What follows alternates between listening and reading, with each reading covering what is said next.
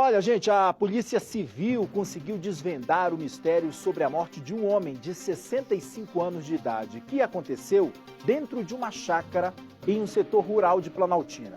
Esse crime ele foi tão brutal que depois do assassinato, a filha desse homem, de apenas 6 anos de idade, gente, teria passado a noite inteira ao lado do corpo do pai. Que crueldade, hein? Sem tamanho, gente. Quem vai contar todos os detalhes pra gente sobre esse caso é o Pedro Canguçu, que já aparece ao vivo aqui comigo e vai conversar mais sobre essa investigação da polícia. Conta mais, Pedro, bom dia, bem-vindo.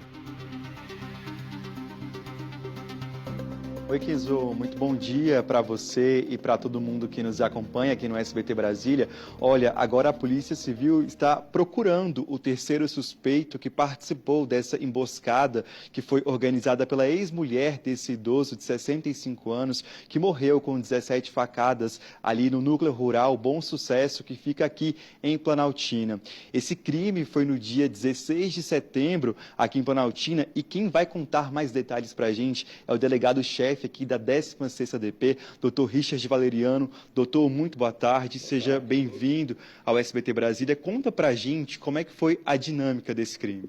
Perfeito. Esse crime, ele se revelou-se no momento, essa criança, ela mora na área rural e o transporte escolar pega ela na porta da chácara, assim como outras crianças, né? Nesse dia específico, o motorista passou na porta da chácara.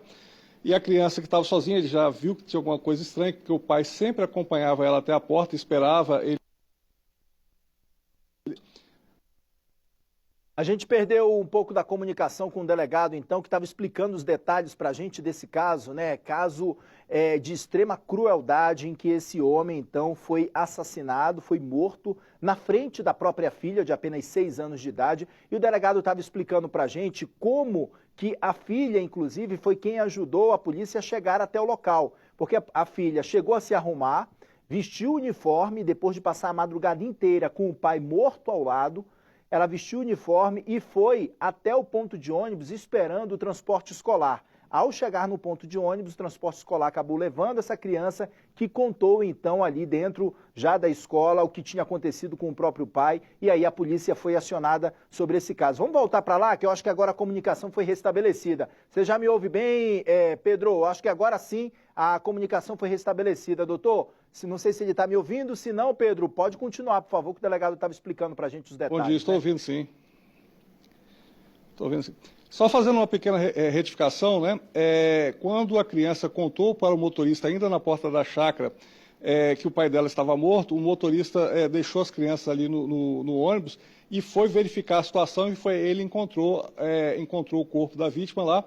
E após isso ele deixou a criança numa chácara vizinha, foi ao colégio das crianças, deixar as crianças, narrou o que tinha acontecido para o diretor, para as professoras, que tomaram as primeiras providências de acionar os órgãos de segurança. Agora, doutor, no dia do crime, a criança não estava em casa, né? Essa ex-mulher com esses 2 comparsas teriam combinado, então, de ir até a casa desse idoso, tinham combinado de beber uma coisinha com ele, né? Conversar com ele, e essa criança foi levada para uma chácara próxima ali em outro lote da casa, né?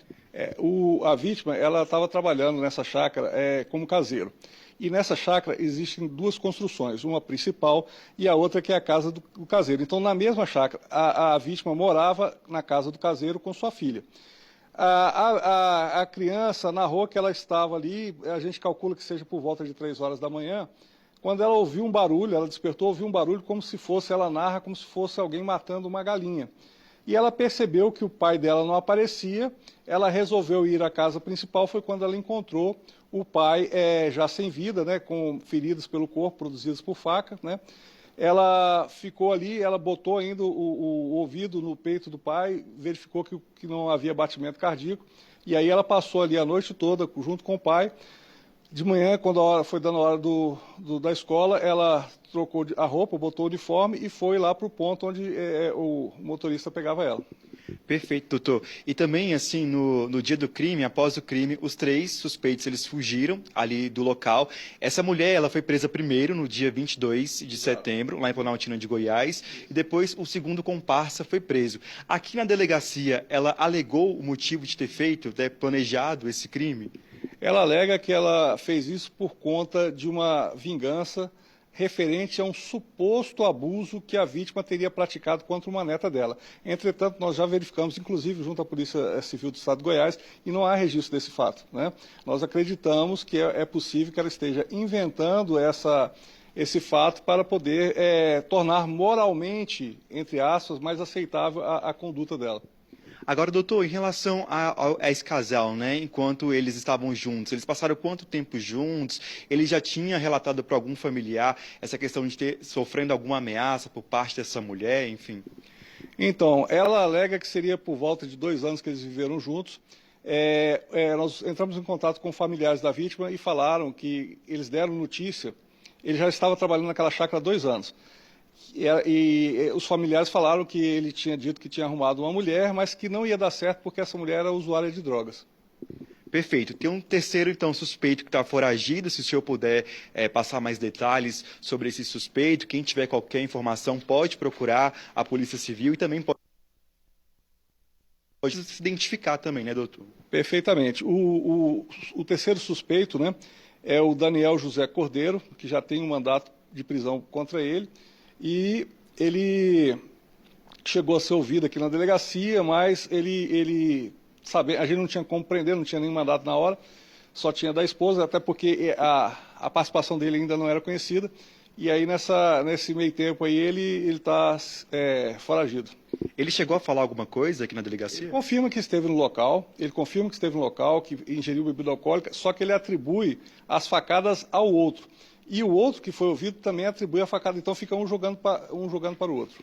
Agora, doutor, uma faca foi encontrada ali no lote, né? Ela foi apreendida e agora a polícia suspeita que tenha sido usado mais de uma faca, até pela quantidade de facadas, né? Foram mais de 17 facadas, né? Nós acreditamos sim que foi utilizadas pelo menos 2 facas. Uma das facas foi encontrada mais ou menos no local indicado por um dos autores, né? E cumprindo o mandato de busca e apreensão na casa do outro suspeito, foi encontrado uma roupa suja de sangue, provavelmente sangue da vítima, e algumas facas. Essas facas foram apreendidas e vão ser encaminhadas para o exame pericial para constatar a presença de sangue e, se positivo, se o sangue é compatível com o da vítima. Agora, doutor, em relação a essa criança de 6 anos, né, filha desse idoso, né, com quem ela está agora, como é que essa criança está? Ela chegou a ser ouvida aqui na delegacia? Como é que está essa questão envolvendo a criança? A criança, no momento, ela está com uma tia paterna, né, da criança.